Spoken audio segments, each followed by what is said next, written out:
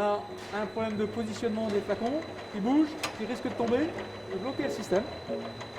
Donc maintenant, vous allez avoir à réfléchir quelles sont les solutions pour résoudre le problème.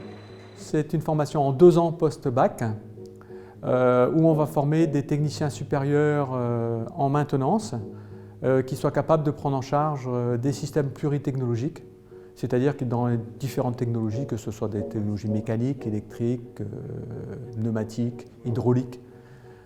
Et donc l'objectif premier de ce métier, c'est d'éviter les arrêts de production, les pannes, au moment où on a besoin du système.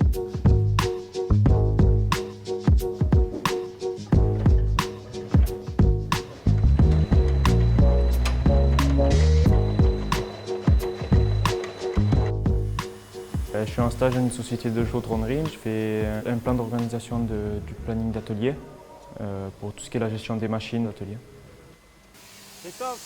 On est un petit groupe et on se parle en même temps qu'on travaille et c'est bien, c'est mieux que dans un bureau tout seul. En fait, tous les plus anciens nous apprennent le travail. C'est grâce à eux qu'on s'améliore de toute façon. Donc, dès que j'ai un souci ou dès que je demande quelque chose, je demande vite à quelqu'un ici et après j'ai été très bien accueilli, donc ça va vite.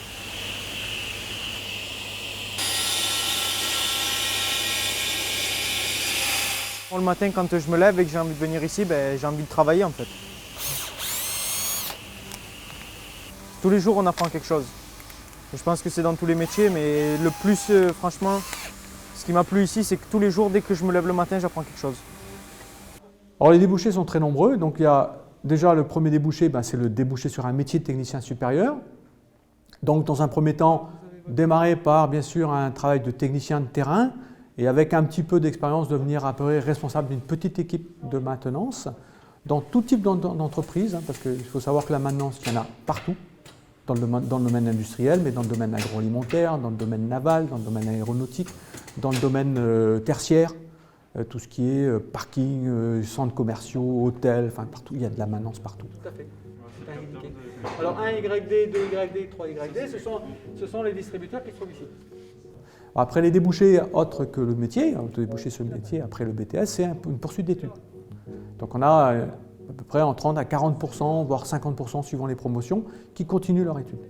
Donc soit vers des Bac plus 3, c'est-à-dire généralement ce qu'on appelle des licences professionnelles, dans le domaine de la maintenance, de la sécurité, de l'automatisme, enfin dans différents domaines. Parce que l'avantage de ce BTS, c'est un BTS très polyvalent, donc qui permet de déboucher sur beaucoup de formations post-BTS.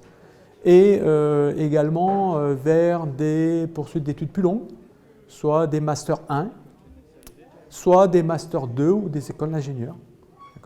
Donc c'est un métier d'avenir, c'est un métier qui a énormément de débouchés. Et c'est un métier aussi de la crise, c'est-à-dire que quand il y a des problèmes financiers ou autres, effectivement, souvent la maintenance est très importante parce que c'est un métier qui va faire gagner beaucoup d'argent à une entreprise.